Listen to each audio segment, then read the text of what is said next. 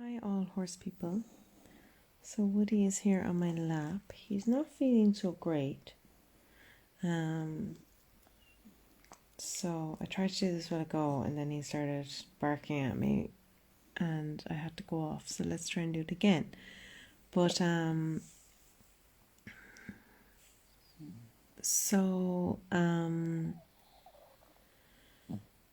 what came to my mind is PTSD. And so what I was talking about earlier was trauma and horses, and why I suppose I'm good working with trauma with people and with horses. And what really came to my mind, I suppose, what brought this even more forward than before, like, you know, I kind of emphasize it a lot in my work over the years, that I work with rehabilitation. Now, when people hear the word rehabilitation, they just think of exercises like physio and stuff like that. And I don't know what you think of actually. Maybe you should just tell me. But what I perceive it is they don't really get the depths of what rehabilitation is. And what my work would been over the years, when I would have either taken in horses or been asked to work with a horse specifically in my space, and not now how I work with horses, and used to work with horses back then as well. I'm sorry, I'm moving around way too much for Woody right now. He's like, I am way too sensitive. And what happened was,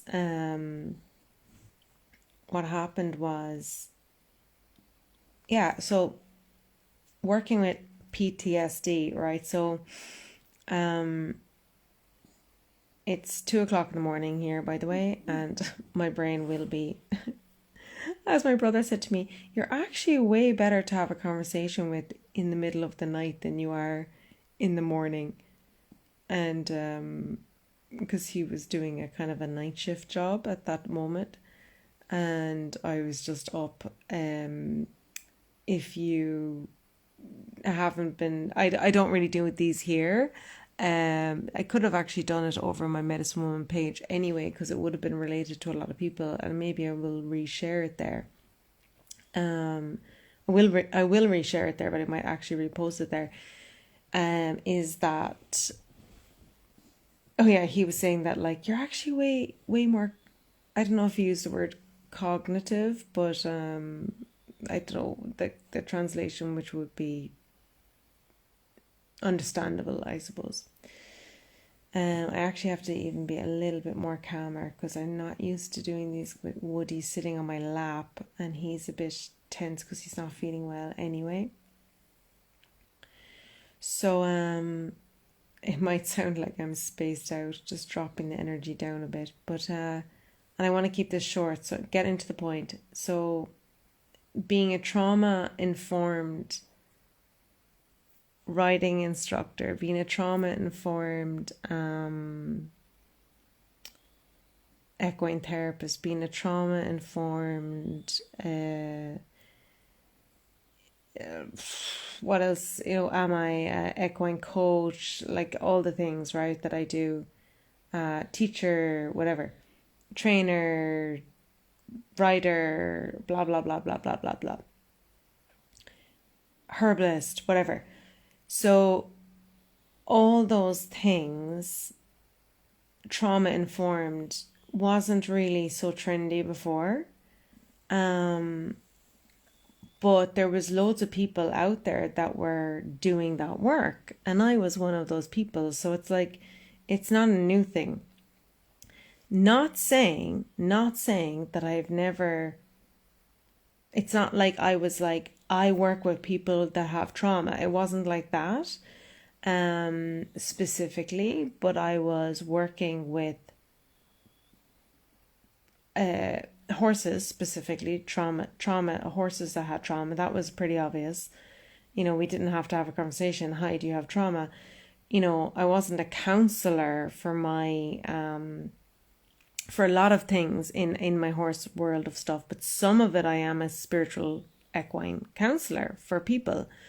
But in the earlier days, I wouldn't have done some stuff like that with people. Anyway, that's a whole other different conversation. So basically what I'm trying to say is that the trauma, because someone could be here that's like a really, really old client and they're like, I didn't feel it was trauma informed, but in ways it always was, actually. And that's why it's holistic work, it's holistic work, because there's always this approach. And I think this was where when you're coaching as a rider, as a competition rider, there's a fine line of teaching and then being a counselor. Like there's so many things in this conversation alone that I can't get into everything here. So I ended up thinking about it when that whole horrible documentary, I wouldn't say it's actually horrible. I think it was much needed. Very, very, very, way too late. This should have came out 20 years ago. It's actually a disgrace it didn't come out 20 years ago. So that part is horrible. And if not 20 years ago, at least 5 years ago, at least 10 years ago, that it took this long to come out is a joke, because the whole government knew this was going on. The whole government knew this was going on.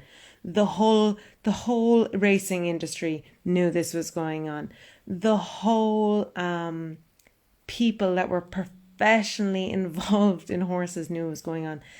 The places between the slaughterhouses and what we called we call them the knackeries, or the places where you drop the animals off and they bring them to the slaughterhouse, those places, whatever they're called, they knew it was going on, obviously, because they were also inflicting a lot of stuff.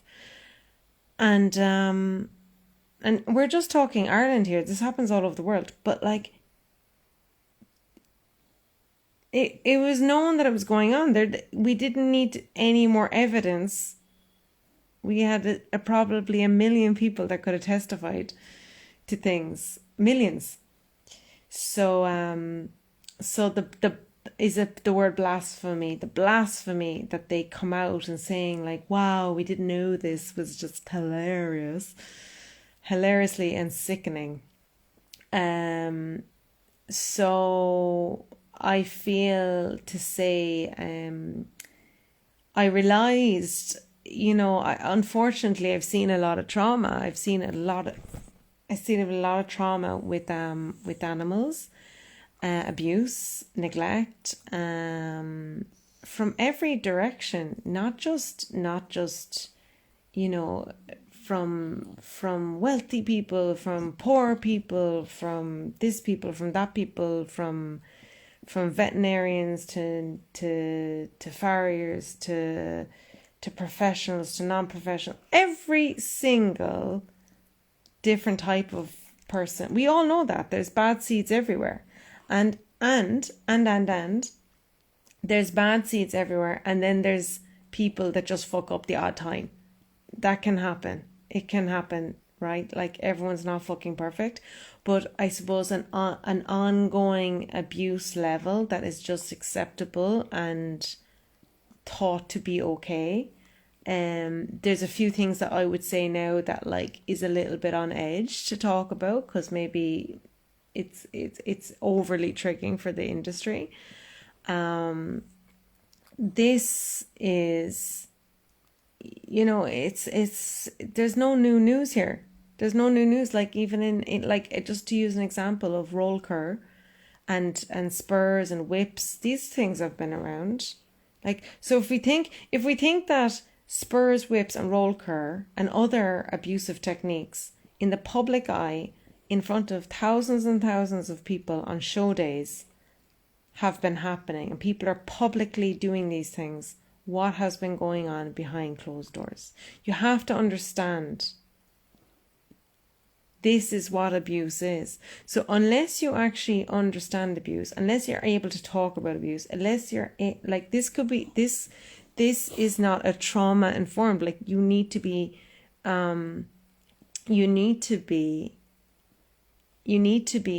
ready to talk about these conversations, and they're hard conversations. Not alone, right on top, if you have any abuse, sexual abuse, mental abuse, soulful abuse, it's another thing, and physical abuse. If you have any of these experience in your life, in your lineage, even to your children, even to a sibling, to a brother, anything in the family, even by a friend, even anything, and you've never actually been able to discuss these things, it's just going to traumatize. You're just not going to be able to digest the trauma.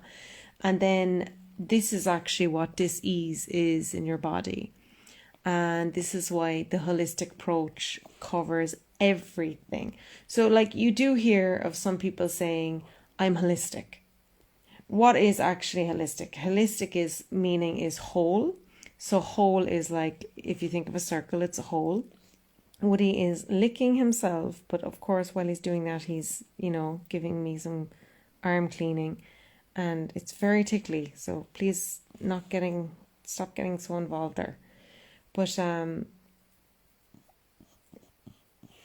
it's funny. So like, it's tough. Okay, look, it's tough, but so, yeah, like really being holistic. So this is why I call my work holistic horsemanship, Matcha Holistic Center. I decided that over 10 plus years ago. Like, that's the name of my work, because that just summed it all up. It was connecting with all the different aspects and going through all the different layers. So what happened was, I talked a little bit about the documentary a while back on one of my other lives. Go catch it, it's somewhere there. But what I came to my mind, so I'm really big into dreams and dreaming, and when he's very close to the mic now and he's snoring a little bit. He's not asleep yet, but he's making noise because he's old. Aren't ya? You're ancient. So he's actually very big as well. He is. He's old and very big for a small dog. So the other thing was that I should be asleep, but I'm awake. And I'm awake probably because Woody is not well. That's what happens. I often I'm like, why can't I sleep? Because I hate being woken up when I'm sleeping. It's like, I'm like that grumpy person that's like, ugh. And he definitely would have woken me up because the way he is. So he's been like that for the last few hours. The poor little fecker. He's old, and he's constantly feeling amazing sometimes, and then he just kind of has these moments, and because we pick him up all the time. Poor Woody, his trauma. We pick him up all the time because he can't walk properly. He can't walk at all, really.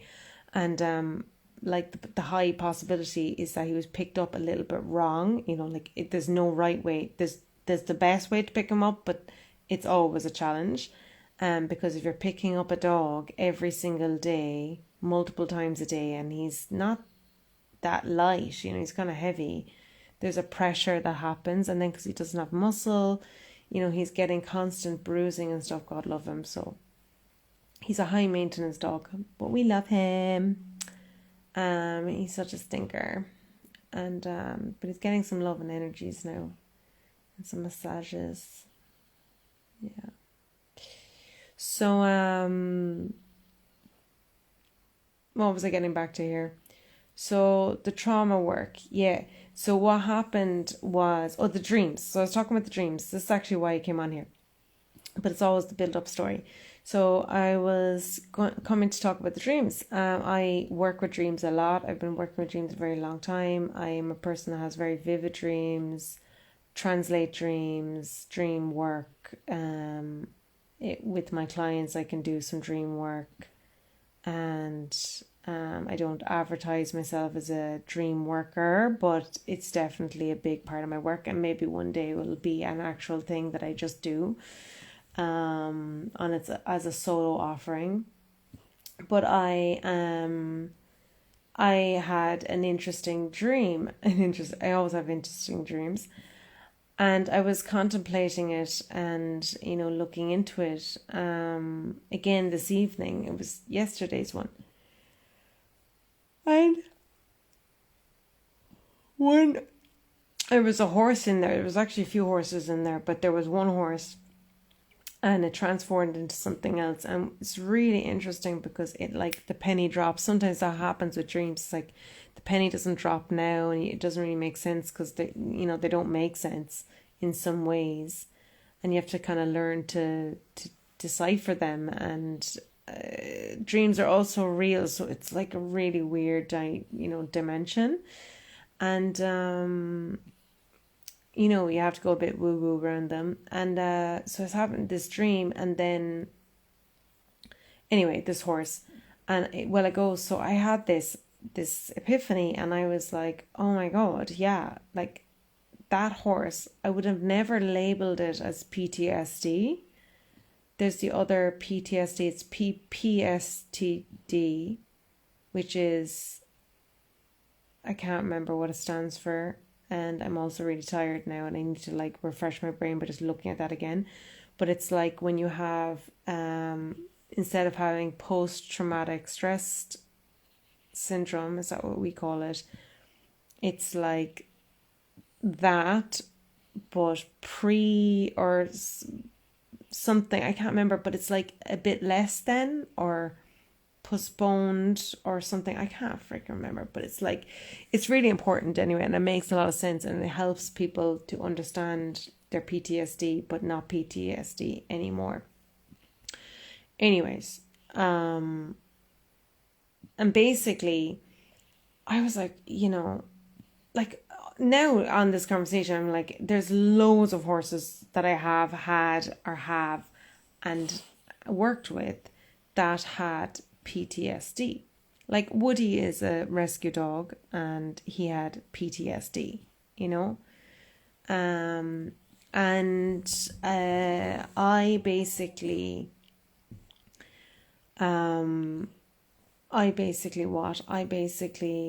that horse in particular, like, I actually had to put him down a few years later. And I don't really want to say much here because, people could identify the horse or where it came from or whatever. But, I had to put another horse down as well that was also a PTSD victim. And he was actually rescued. Both of these horses I'm talking about were actually rescued one was rescued from an actual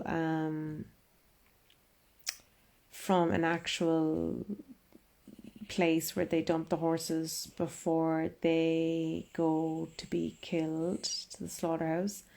And this one was going there and, was an option, not an option, but if someone wants to take it, so it doesn't go there. Anyway, so if you think about it, these horses are on death row. It's not like they're having a stress. They already had a very stressful life and now they're on death row. And, with a blink of an eye, they could be dead or alive. And it's an unknown. So that already is a PTSD because it's like, and I'm alive, because to say that a horse has no clue or anything is ridiculous. We're very, very, very, very funny. We're very, very funny to say things like, oh, that horse is so quick to pick up on this, or he's amazing, I can train him so well, or wow, this horse is so sharp, oh, he's so intelligent, oh, he can open all the doors, he can open all the gates, he's the boss of the yard, he's that, she, blah, blah, blah, blah, blah, blah, blah. Like, my horse is the best, it's the smartest horse I've ever seen, yada, yada, yada. Oh, I'm just going to abuse it or kill it now, and it doesn't know the difference. Like, who in their right mind thinks that this is okay? And who in their right mind, like, I'm doing this because you know how we say people are loco? People are loco. Like, people would say I'm loco. No, people like me are normal. We are fucking normal because we're actually, like, aware and conscious and honest about the trauma that is occurring. And I know you might be like, oh my God, Matcha, this is really traumatizing for me. And I'm like, I'm sorry you have to listen to this. But what about the animals that are experiencing this because of people out there that are not being pulled up and are not being conscious about their actions? Now, we cannot all be perfect, and there is a lot of circumstances to take into consideration. But there is a lot of ignorance is bliss kind of put on the, like, I don't know anything because it suits me. And this is really, really, really, really sad. So I want to come back to this one in particular horse. And like, this horse had such bad PTSD. It was constantly in a nervous wreck. It was constantly mentally after being fragmented. It was constantly, like, I literally am saying constantly, and Woody is jumping. Like, that's how sensitive he is. Constantly, their energies are so sensitive. Constantly being worried about death, And I don't remember how long exactly I had that horse. I'm going to say a few years. It could be 2 years. It's definitely more than 2 years, but it could be even 5 years. I can't remember exactly. And the amount of work that I did do with that horse actually was an amazing teacher. But he was like, still, he also then, of course, had like physical issues to add to all of this. And that created more stress and trauma. But like, the horse, from whatever reason, I don't know its full life. I don't know what happened from the day he was brought in through the seed and born in the belly of its mother. I don't know what happened on the day of its birth. I don't know from that age to that age what happened. But all of that was obviously bad. It was obviously a bad journey that led him to be this way. Because when he had me, he got a lot of care. I wouldn't say he got like the best care I could give him. It wasn't like the 5-star of the pinnacle of the royalties, because I'm not saying royalties look after their horses the best. No, they just have a lot of money to have a lot of standards.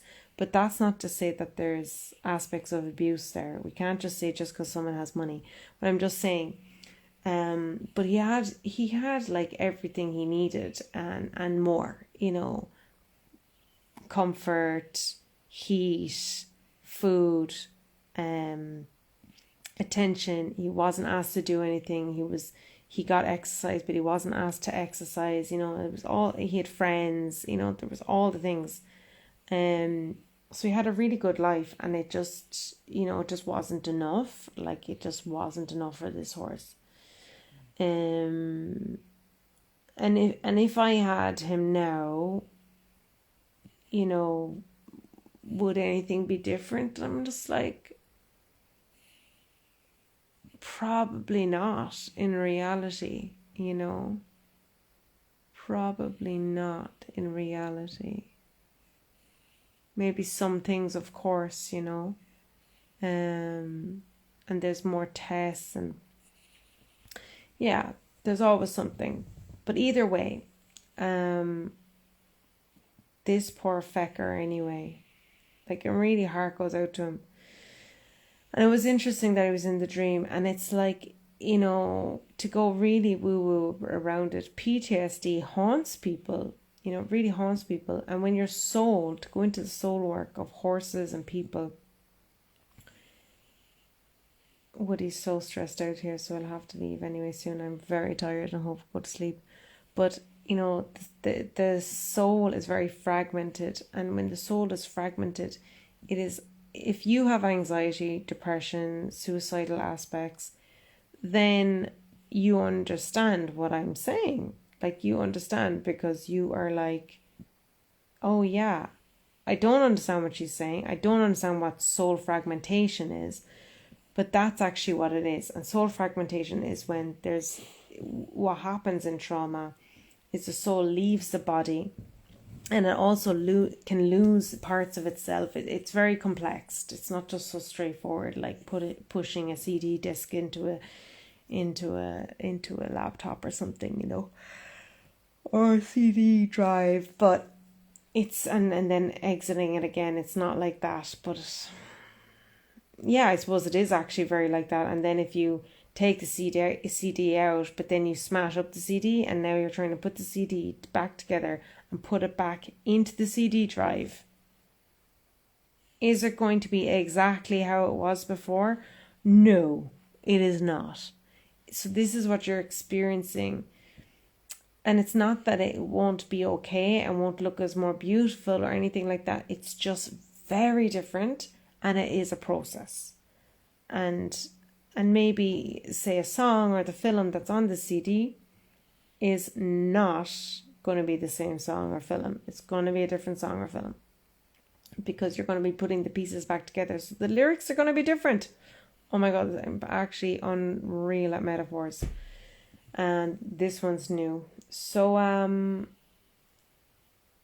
yeah, like, it's huge work. So when I work with people or horses now, it's deep work. It's why I've stopped a lot of my work, because I work with a very deep work status. And if someone's not really going to go into their traumas and start healing from a deep core place and from an ancestral place, from a lineage, it's not really the work I'm doing with you, and it's not really the work that you are ready for, and you may never be ready for, and that's fine too. But this work is tough work, and animals in general are up for it, are very up for it, as long as their owners are up for it. And yeah, it's the word recognition is coming a lot there. So something around that. But I'm going to leave you there, guys. Any comments, throw them there in the comment thing. And any just DM me. And hopefully we'll go to sleep. I think we're going to go to sleep together, isn't it? When you feel sick. Do you want to tell them anything?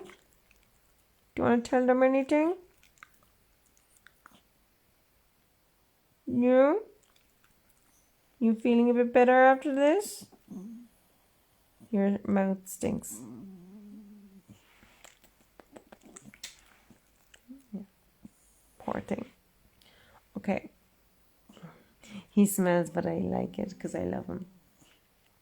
Okay, goodbye everyone. And talk to you soon. There's definitely so many things I want to share with people, but yeah. And just to say, because I do work with therapists, I do work with helping therapists. So if you're like someone that's like, I want to understand this work, but I don't understand it, I want to bring into my work, I can work with you one-to-one. That's also what I do. So I work a lot with teachers, therapists, healers, and someone that wants to just deepen, equine ones that wants to deepen their work, but they just don't know where it is. And they, like, you can't just go to a normal person that doesn't deal with horses, because they're just not going to get the work. Oh, now he's panting. It's definitely time, isn't it? It's definitely time. He's all stressed out. Okay, bye guys. See you later.